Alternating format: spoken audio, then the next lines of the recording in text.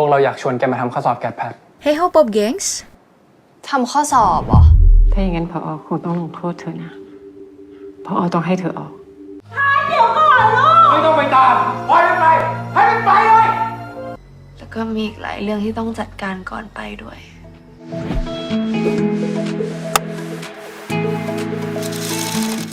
Setelah tiba-tiba muncul di lokasi ujian pada episode sebelumnya nih, ternyata kedatangan Emak Lin emang dimaksudkan buat ngelindungin sang anak dengan cara iyain.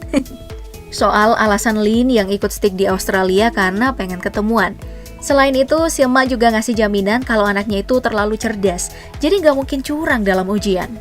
Ya karena yang ngomong emak-emak nih, pengawas ujian terpaksa percaya aja dan akhirnya ngizinin Lin untuk pergi. Aku yakin sampai di sini kamu pasti bingung soal perbedaan respon antara bapak dan emak Lin yang beda banget. Pas tahu soal kelakuan anaknya, ternyata ada alasannya nih, gengs. Ceritanya tuh kayak gini. Begitu ninggalin lokasi ujian, emak Lin kan melipir bentar, terus ngajak anaknya turun. Habis itu karena ditanyain mulu soal alasannya, dia tetap ngasih perlindungan walaupun tahu Lin udah bohong. Si emak ini akhirnya jelasin kalau alasannya dulu pindah ke Aussie kurang lebih mirip sama Lin. Semuanya dimulai ketika Doski ngotot buat lanjut S3 di Australia, walau udah dilarang sama suami. Keputusannya itu ternyata bikin hubungan rumah tangganya jadi berantakan. Apalagi di luar negeri, Emak Lin kenalan sama Jeff, suaminya sekarang, dan diam-diam selingkuh dari mantan suaminya. Nah, hubungan gelap itu akhirnya ketahuan sama suaminya, dan itu jadi tanda berakhirnya hubungan kedua orang tua Lin. Karena baru dikasih tahu setelah sekian lama, Lin akhirnya nanya tuh, kenapa baru cerita sekarang? Jadi emaknya jawab dong, kalau alasannya, karena setiap lihat anaknya dari Jeff yang udah masuk usia 6 tahun, si emak jadinya kangen mulu sama Lin. Karena dulu waktu cerai, umur Lin kurang lebih samalah. Dan itu bikin doi jadi nyesel sama keputusannya buat ninggalin anak dan mantan suaminya di Thailand. Penyesalan emang selalu datang belakangan sih, gengs. Kalau depan itu mah namanya pertimbangan. Makanya kalau udah terlanjur lewat, semuanya cuma jadi pelajaran aja, entah buat diri sendiri atau buat orang lain. Sama kayak mamanya Lin ini. Karena nggak mau anaknya mengulangi penyesalan yang sama, doi sengaja ceritain soal masa lalunya, hanya buat negasin ke si anak bahwa setiap hal yang didapat dengan cara keliru, suatu saat nanti bakal bikin kita kehilangan segalanya. Ya, karena bilangnya baik-baik plus ada rasionalisasi yang bisa diterima, pesannya bisa sampai dengan baik. Lin akhirnya jadi merasa bersalah dan nyesel soal perbuatannya. Ya wajar sih, Malin kan emang S3, pasti udah katam soal komunikasi dan how to influence the people. Jadi kalau mau bilang sesuatu pasti orang bisa dibikin paham. Harusnya emang kayak gitu. Cuman kok kalau di Indo ya, orang yang sekolahnya makin tinggi kok ngomongnya makin dakik, ya? Tau lah, mungkin cuman perasaanku aja. Atau kamu juga merasakan hal yang sama? Oh, sama satu lagi nih.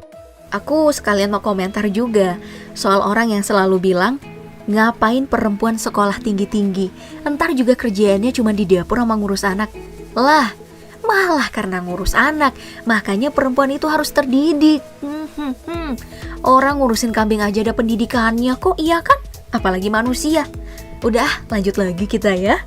Nah, selain kasih nasihat, ternyata Malin punya maksud lain datang ke tempat ujian.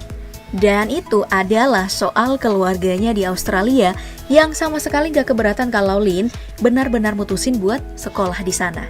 Nah, masalahnya Lin mau gak? Dan ternyata mau loh. Jadi udah itu doang. Soalnya kita mau pindah ke bahas pet dulu nih. Yang setelah stick diajak ikut sesi wawancara bareng bokapnya. Karena Doski bangga banget pas tahu kalau anaknya itu lulus. Dan saking bangganya ya, pet ini sampai disonjung-sonjung sebagai calon pewaris tunggal. Buat seluruh bisnis hotel yang dipunya sama bokapnya. Terus, nilai sticknya yang tinggi juga dipamer-pamerin dan bikin wartawan yang wawancara sampai penasaran soal rahasianya. Cuman di tengah proses wawancara itu, fokus pet sempat keganggu. Soalnya di luar dugaan, di luar ruangan, ternyata udah ada bank yang datang buat nagih upahnya. Makanya begitu wawancara selesai, si pet ini langsung ngasih sisa uang bayaran yang diminta sama bank. Terus basa-basi nih nanyain soal insiden di Australia, yang ya dijawab sekenanya aja sama bank.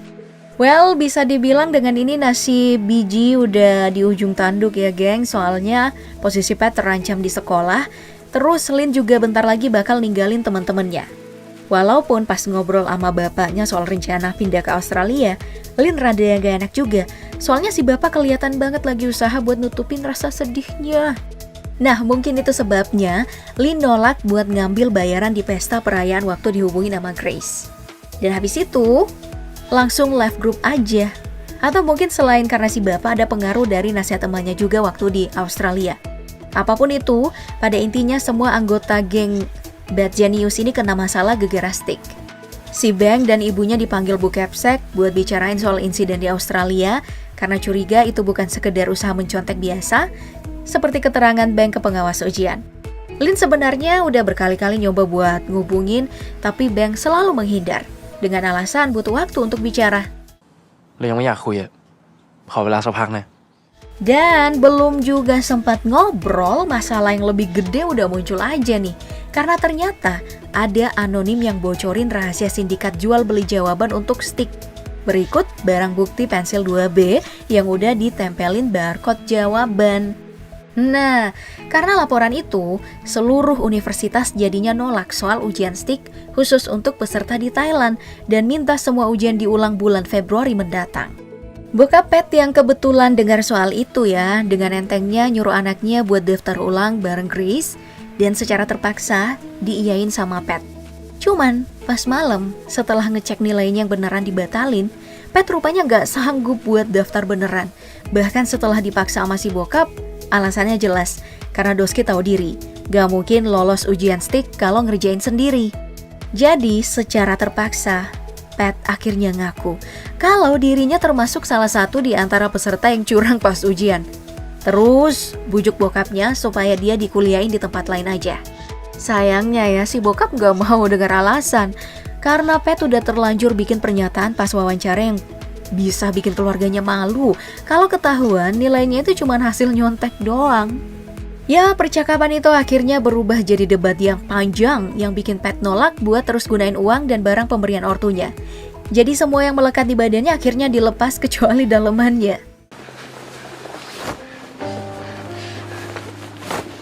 Cuman bukannya si Pat ini dapat simpati dari bokap, Pat malah dikatain gak punya harga diri.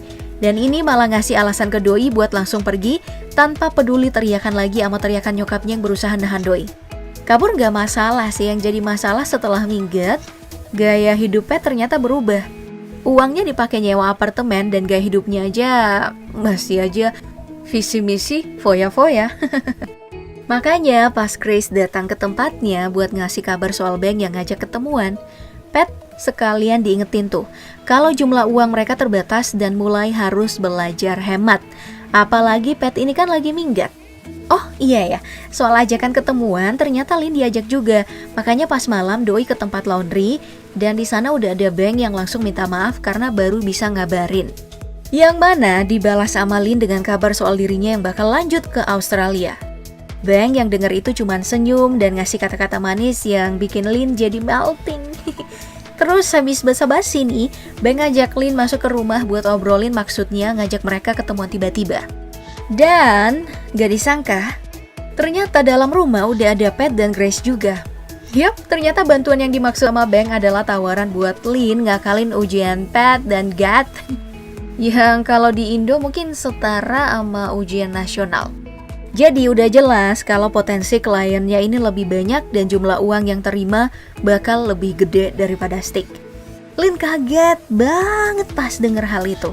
Mengingat itu mustahil dilakuin karena waktu ujiannya bersamaan di seluruh Thailand.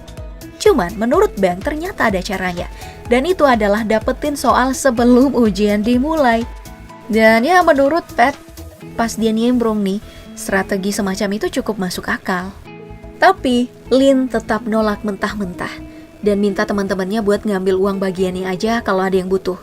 Cuman bukan itu intinya, karena menurut Bang uang dengan sejumlah kayak gitu hanya cukup untuk sementara waktu. Beda dengan jumlah yang dihasilin dari Pat dan Gat. Dan Lin tetap aja gak setuju. Jadi Bang akhirnya jujur soal dirinya yang dikeluarin dari sekolah gara-gara insiden Stick kemarin. Terus, bukan cuman itu, catatan kecurangan yang udah ia lakuin, nyatanya bikin Bank harus ngubur semua mimpinya buat masuk sekolah medis seperti yang udah dicita-citain.